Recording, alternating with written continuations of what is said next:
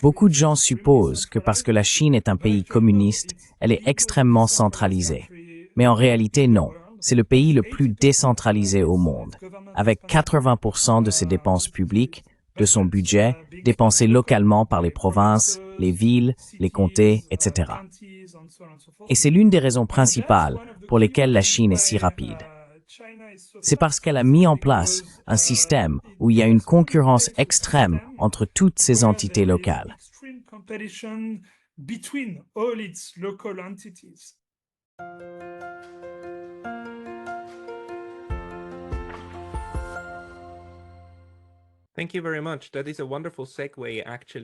Merci beaucoup. C'est en fait une excellente transition vers la deuxième partie que je veux aborder avec vous. Tout le monde, je parle toujours avec Arnaud Bertrand, l'analyste prolifique sur Twitter. Nous venons de discuter de tout ce qui se passe avec les négociations de paix entre les États-Unis et la Russie et de l'impact que cela a sur l'Europe. J'aimerais approfondir un peu plus ou explorer plus en profondeur les problèmes structurels auxquels l'Europe est maintenant confrontée. Je veux dire, pour moi, à première vue, il y en a au moins 3, n'est-ce pas? Le déclin structurel de l'Europe, parce que certaines choses, elle n'est tout simplement plus capable de les faire, comme elle n'a pas de base industrielle de défense. Elle est abandonnée par les États-Unis, du moins de la manière à laquelle les Européens étaient habitués. Je me souviens très clairement de la façon dont lorsque Biden a été élu, il a annoncé que les États-Unis étaient de retour. Cela signifiait revenir à ce que les Européens connaissaient auparavant, n'est-ce pas?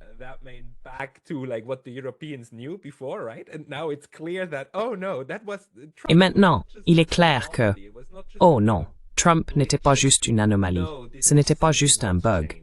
Non, c'est le système qui change. Et si vous regardez la configuration que Trump a avec les républicains maintenant, avec Vance, qui pourrait être le prochain, vous savez, prendre les rênes après lui, je veux dire, vous pourriez vous attendre à 8 années supplémentaires après ces 4 années, n'est-ce pas? C'est maintenant envisageable. Et puis, le troisième problème est bien sûr le rétrécissement économique relatif. Je veux dire, en dehors du fait que l'Europe est en train de se désindustrialiser en ce moment, sa base économique actuelle est beaucoup plus petite par rapport au reste du monde entier, parce que le reste du monde a émergé, n'est-ce pas? Les Européens sont maintenant économiquement beaucoup moins importants qu'ils ne l'étaient il y a 40-50 ans. Pouvez-vous en parler? Et abordons tous les problèmes structurels que l'Europe a en ce moment.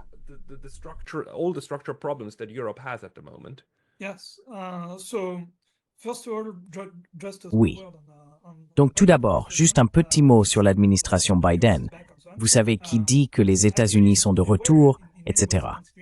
En réalité, il y a eu à bien des égards une continuité avec l'administration Trump, surtout en ce qui concerne l'Europe. Je veux dire, ils avaient, vous savez, la rhétorique libérale amicale, mais ils ont pris beaucoup de mesures qui ont conduit à la désindustrialisation de l'Europe. Bien sûr, le plus célèbre est la guerre en Ukraine, le sabotage du gazoduc Nord Stream, qui a eu une conséquence directe sur les prix de l'énergie. Vous savez, l'énergie de l'industrie est transformée, n'est-ce pas? Donc, les prix de l'énergie sont absolument critiques pour les industries. Et il y a aussi eu, vous savez, une législation très significative, comme l'IRA, l'Inflation Reduction Act, qui a beaucoup fait pour, vous savez, débaucher l'industrie de l'Europe vers les États-Unis. Donc, oui, il n'y a pas une figure qui a vraiment bénéficié aux intérêts de l'Europe.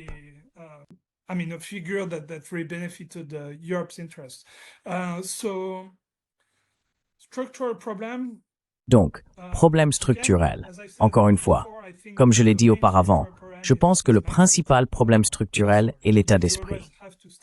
Tout d'abord, il faut toujours commencer par cela. Passer d'un état d'esprit vivant dans un monde dominé par l'Occident, où l'alliance occidentale est comme l'étoile polaire, et où vous devez organiser votre stratégie en fonction de cela, c'est fini. Maintenant, nous vivons dans un monde multipolaire, où les États-Unis, je veux dire, c'était déjà le cas avant, mais maintenant cela devrait être vraiment clair pour les Européens qu'il ne s'agit pas d'un ami qui veut que vous prospériez, mais bien d'un concurrent qui ne se soucie pas de vos propres intérêts. Et donc, vous devez passer à un état d'esprit de souveraineté. Défendre et protéger votre souveraineté en tant qu'Européen. Défendre et protéger vos intérêts. Your sovereignty as Europeans, defending and protecting your interests. And when you start from that, you have an Et quand vous partez de là, vous comprenez à quel point le défi est immense, parce que nous avons perdu notre souveraineté de nombreuses manières. Donc nous sommes protégés, mais nous n'avons pas d'industrie de défense. Nous n'avons pas de défense. La défense et la sécurité européenne sont toujours les conditions les plus importantes pour la souveraineté. Vous devez être capable de protéger votre souveraineté avant tout. C'est donc un énorme défi. Vous savez, en parlant de technologie, elles sont toujours absolument cruciales. Comme nous l'avons vu dans l'histoire mondiale, lorsque vous prenez du retard technologiquement, vous êtes alors faible et pouvez être exploité par d'autres. C'est toute l'histoire de la Chine, un siècle d'humiliation. Elle a pris du retard technologiquement et donc elle a pu être colonisée à volonté par les puissances occidentales. Techniquement, l'Europe a pris du retard de manière alarmante.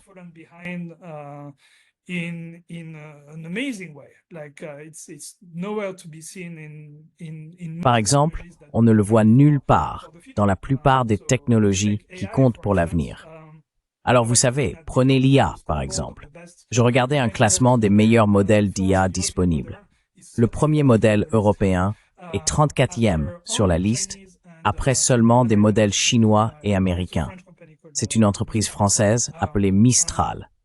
Et vous savez, regardez, je ne sais pas, d'autres technologies qui comptent pour l'avenir, comme la robotique par exemple. Je pense que la robotique va être absolument énorme.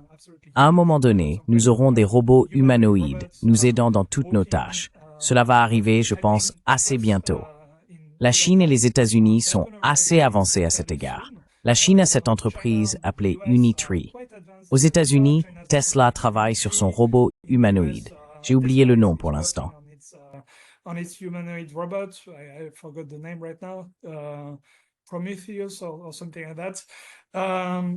Prométhée ou quelque chose comme ça.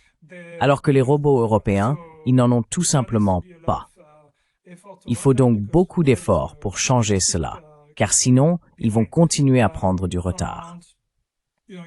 Pour permettre cela, il faut apporter de nombreux changements structurels. Il faut être plus attractif pour les scientifiques. Il y a beaucoup de scientifiques européens aux États-Unis et ailleurs. Il faut être attractif pour qu'ils reviennent. Il faut les payer davantage. Vous savez, les salaires des scientifiques en Europe sont extrêmement déprimants, surtout quand on les compare à ceux des États-Unis ou de la Chine. Donc oui, c'est presque accablant de voir combien de travail doit être fait pour que l'Europe revienne dans la course. Mais il n'y a pas le choix. Cela doit être fait.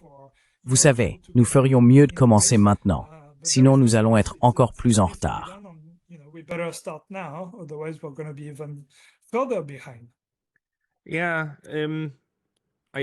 Oui, je suis d'accord. D'un autre côté, l'Europe a encore quelques atouts, n'est-ce pas? D'une part, il y a des structures qui permettent l'échange entre ces 27-28 États membres de l'UOPUM et la Grande Europe, y compris le Royaume-Uni, y compris des pays comme la Suisse, et ainsi de suite. Il y a des échanges et des mécanismes en place, n'est-ce pas? Donc on pourrait essayer de bien faire les choses.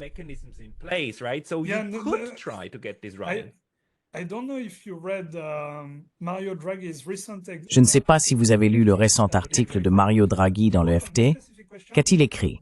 Il a écrit sur cette question précise que paradoxalement, il y a plus de barrières commerciales au sein de l'Europe, au sein des 27, sous forme de taxes douanières cachées, de tarifs cachés, qu'il n'y en a entre l'Europe et le reste du monde. Donc c'est fou. Il est plus facile, par exemple, pour les États-Unis de vendre leurs produits en Europe que pour une entreprise française de vendre ses produits, disons, en Allemagne. Donc, vous savez, même à cet égard, ça ne fonctionne pas. Il faut faire de grandes réformes. Mais je suis d'accord avec vous que cela devrait être fait. Cela devrait être fait.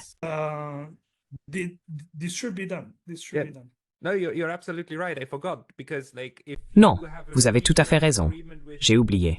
Parce que si vous avez un accord de libre-échange avec l'UEMA, cet accord s'applique à tous les États membres.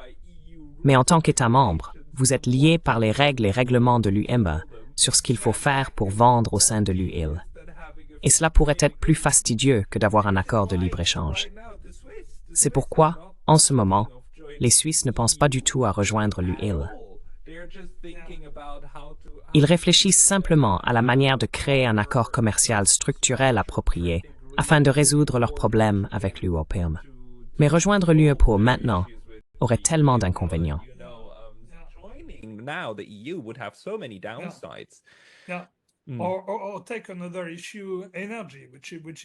Ou prenons un autre sujet, l'énergie, qui est si important. Tout d'abord, l'Europe ne produit pas suffisamment d'énergie. J'ai vérifié, et nous produisons 25% d'électricité en moins que les États-Unis, même si nous avons 400 millions d'habitants et qu'ils en ont environ 330 millions. Donc nous produisons beaucoup moins qu'eux. Et notre énergie, l'énergie européenne, est en moyenne 70% plus chère que l'énergie américaine. Je ne parle même pas de la Chine, dont l'énergie est 3 fois moins chère que celle des États-Unis, et ils produisent 2 fois plus d'énergie que l'ensemble des États-Unis. La façon dont l'énergie est également organisée en Europe est complètement stupide.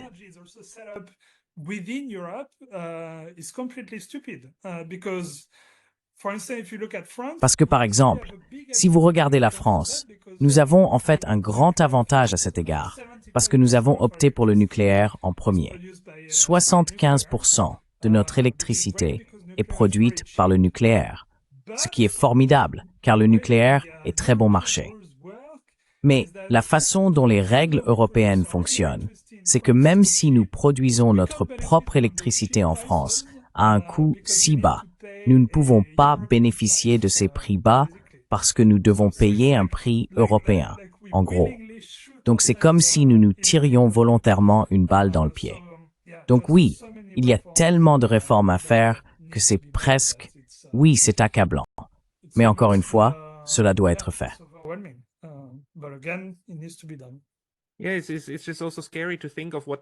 Oui, c'est aussi effrayant de penser au processus nécessaire pour mettre toutes ces choses en marche, n'est-ce pas? Parce que l'appareil administratif de l'UE, pas seulement l'appareil administratif, mais aussi l'appareil politique, est incroyablement lourd. Je me demande si l'inertie politique pour lancer quoi que ce soit est énorme. Et puis, une fois que quelque chose est lancé, les négociations se déroulent à de nombreux niveaux. Elles se déroulent également au niveau national, n'est-ce pas? Et ensuite, elles passent au niveau supérieur.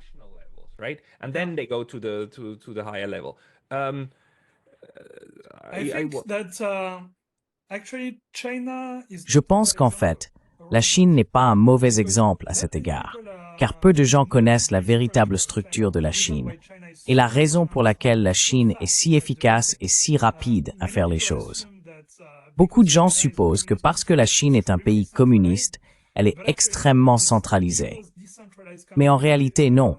C'est le pays le plus décentralisé au monde, avec 80% de ses dépenses gouvernementales, de son budget, dépensé localement par les provinces, les villes, les comtés, etc. Seulement 20% du budget de la Chine est dépensé au niveau national central. Quand vous comparez avec, par exemple, les États-Unis, c'est du 50-50. Même si les États-Unis sont une fédération d'États, donc les États ont, vous savez, comparé à la France, par exemple, où c'est du 80-20, mais dans l'autre sens. Les États-Unis sont déjà assez décentralisés, avec les États ayant beaucoup de pouvoir, mais la Chine est juste à un autre niveau, avec 80% au niveau des provinces.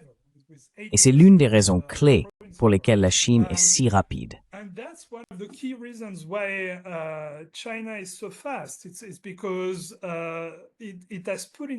C'est parce qu'il a mis en place un système où il y a une concurrence extrême entre toutes ces entités locales. Et c'est ainsi que vous progressez dans le système chinois en tant que fonctionnaire. C'est un système méritocratique. Vous commencez d'abord par gérer un village, puis un comté, puis une ville, et ainsi de suite, et vous êtes toujours évalué par rapport à vos pairs, n'est-ce pas? C'est toujours un système d'examen où les meilleurs montent au sommet. Et donc, le gouvernement central donne une sorte d'objectif vague sur 5 ans ou de plan à long terme comme Made in China 2025. Mais ensuite, toutes les localités doivent réaliser cela.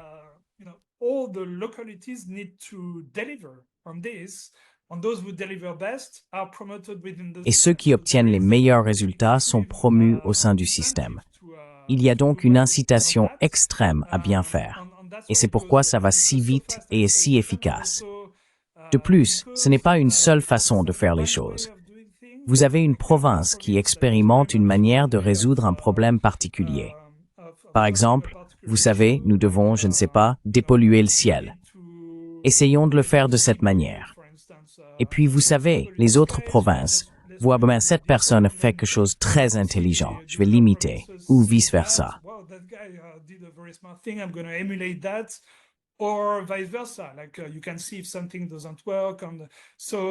On peut voir si quelque chose ne fonctionne pas. Et donc, oui, je pense que quelque chose comme ça pour l'Europe ne serait pas trop mal. Ou la Commission européenne ne serait pas ce genre de, vous savez, à bien des égards. C'est beaucoup plus dictatorial que le gouvernement central chinois, parce que vous avez toutes ces règles que vous devez respecter. Et c'est comme ça. Alors que l'approche chinoise est plus... Vous avez tous ces objectifs que vous devez atteindre. Et vous avez la liberté de décider comment. Et ceux qui atteignent le mieux ces objectifs sont promus au sein du système.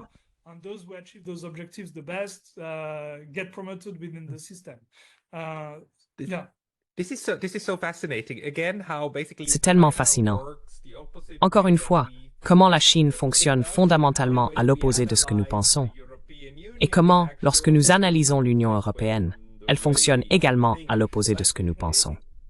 Mais si nous le réduisons à son essence la plus fondamentale, seriez-vous d'accord pour dire que la différence entre les modèles est que l'Union européenne crée doit faire. Les concombres doivent être courbés comme ceci. Sinon, ils ne peuvent pas être vendus. Et les Chinois disent non, devrait être. Les concombres devraient avoir cette courbure. Mais nous vous laissons le soin de l'essayer. C'est le devoir contre le devrait.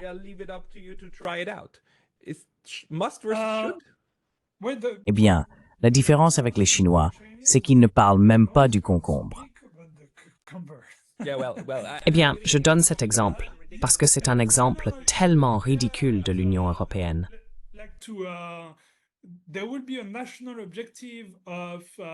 Il y aurait un objectif national de devoir vendre plus, je ne sais pas, de légumes, pour rester dans le thème des concombres. Et ensuite, c'est aux localités de décider comment. Une localité pourrait dire, vous savez, les concombres se vendent mieux s'ils sont carrés ou autres. Et une autre pourrait dire non, ça fonctionne mieux s'ils sont ronds. Et petit à petit, on arrive à une norme, en gros. C'est plus comme ça que ça fonctionne. Alors, trop de micro-gestion dans l'Union européenne. C'est comme arrêter d'essayer de micro-gérer l'économie. Fixez des objectifs et laissez-le ainsi.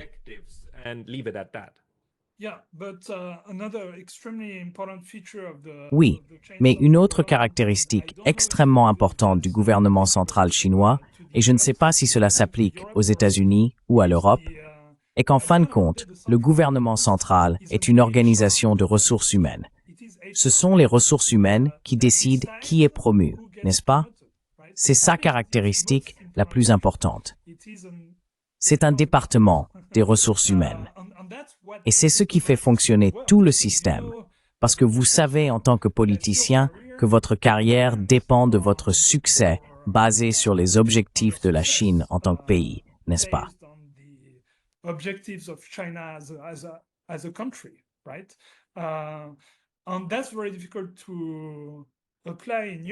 Et c'est très difficile à appliquer en Europe, où la Commission européenne, bien qu'elle ait de l'importance et interfère dans la politique locale des États, n'a normalement pas son mot à dire sur qui gouverne quel pays.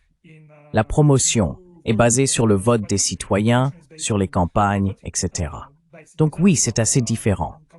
Alors pourriez-vous envisager un système dual, où vous avez les politiciens qui sont élus, mais ensuite, vous avez tout un état administratif derrière, où le système de promotion fonctionne différemment, plus basé sur ce genre de système méritocratique? Je ne sais pas. Mais il est important de garder à l'esprit que c'est la chose la plus importante.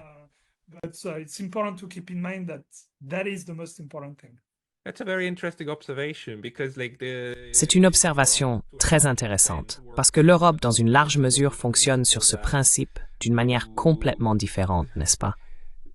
Cela vous montre le leadership. Dans le leadership, les gens sont promus et finissent par... Il y a j'ai oublié comment ça s'appelle. Ce principe de promouvoir les gens à leur niveau optimal d'incompétence.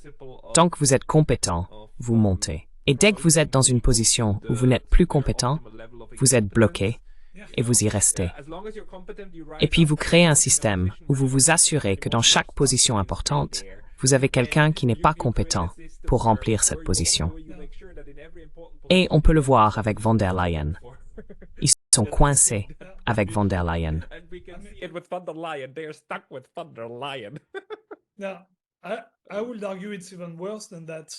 Maintenant, je dirais que c'est encore pire que ça. Je reviendrai à l'allégorie du navire de Platon, vous savez, ou comment décidez-vous qui dirige le navire? En fonction de sa compétence, n'est-ce pas? Ou en fonction du vote des personnes qui sont sur le navire. Et puis, vous élisez quelqu'un en fonction de ses promesses sur la destination du navire. Et vous savez, une image incroyable. Et vous vous retrouvez avec quelqu'un qui n'a pas du tout atteint le niveau de sa compétence. Ils ont juste été élus. Ils sont complètement incompétents pour le poste. Point final. Donc oui.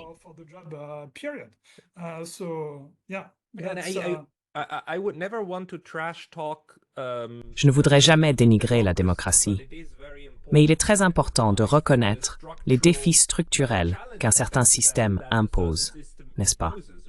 Il est important de reconnaître ce qui ne fonctionne pas nécessairement bien à son sujet. Et l'autre chose est, bien sûr, que le système démocratique de l'Union européenne crée également des moments où les régions peuvent bloquer les décisions de l'ensemble. Ce qui, en Chine, je crois, ne serait pas possible. Cet exemple que la garde toujours en tête est lorsqu'elle a négocié l'accord de libre-échange avec le Canada.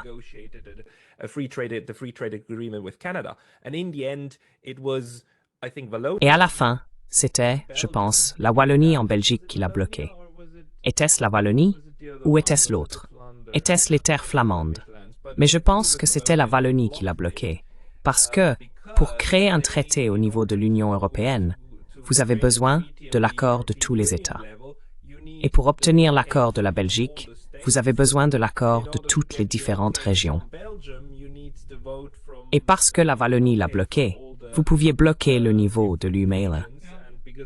Donc, c'est je crois aussi quelque chose qui ne serait pas possible en Chine. Mais c'est simplement intégré dans le système de fonctionnement de l'Union européenne.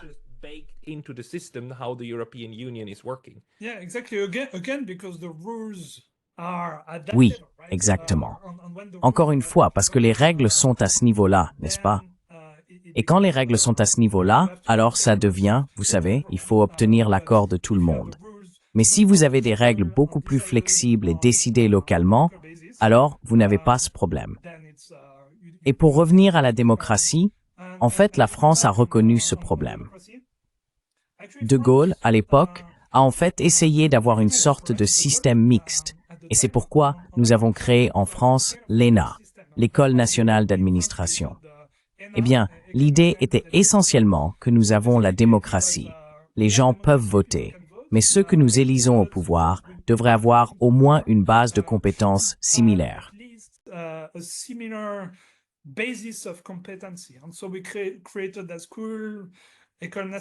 Nous avons donc créé une école, l'École nationale d'administration, qui sélectionnait les meilleurs étudiants en France sur la base d'examens afin qu'ils soient ceux qui administreraient l'État. Ils progresseraient dans leur carrière jusqu'à un poste où ils pourraient diriger un parti et rivaliser avec d'autres pour être élus au pouvoir. C'était donc un peu le système français tel que pensé par De Gaulle, ce qui, je pense, est un très bon compromis. Car c'est un problème, ce problème où vous pouvez voter pour n'importe qui.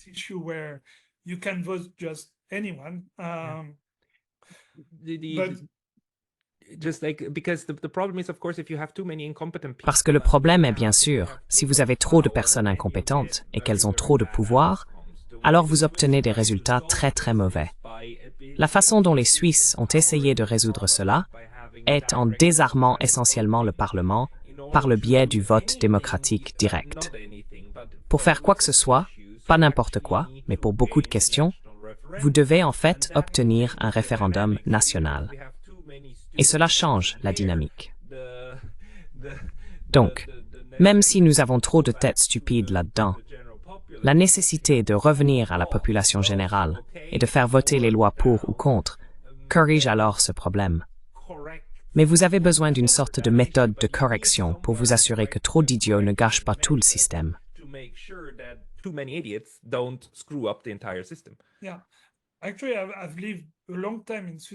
Oui. En fait, j'ai vécu longtemps en Suisse. Comme vous le savez, j'y ai vécu pendant 7 ans. Je pense que le système suisse est en réalité le plus proche que l'on puisse trouver en Europe du système chinois parce qu'il est également extrêmement local, n'est-ce pas? Donc, vous avez le canton et même à un niveau encore plus local, vous avez beaucoup de prises de décision locales par le peuple à travers des référendums. Et donc, c'est une démocratie très vivante qui s'adapte toujours aux conditions sur le terrain parce que n'importe qui peut émerger sur le terrain. En fait, je reconnais qu'il y a ce grand problème-là, où je vis dans ma ville ou dans mon canton.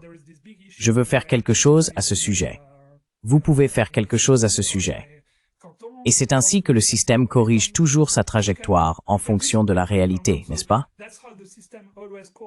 Oui.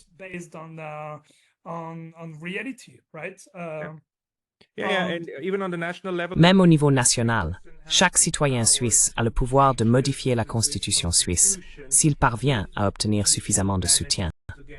Tout le monde peut le faire.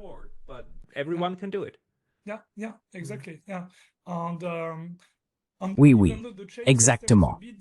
Et même si le système chinois est un peu différent, le fait qu'il soit également extrêmement local, avec des personnes proches de la population locale, qui prennent les décisions, qui comprennent la réalité sur le terrain, et ces personnes sont vraiment proches de la population.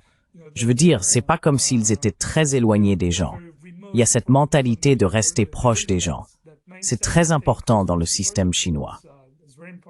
Donc, vous avez aussi cette flexibilité, une flexibilité constante, une adaptation constante à la réalité sur le terrain, contrairement aux décisions prises depuis Bruxelles, qui doivent faire face à une telle diversité de réalités à travers l'Europe, avec des pays si différents les uns des autres, qu'en fait, cela aboutit à des règles qui sont un tel compromis qu'elles deviennent finalement sans pertinence pour tout le monde.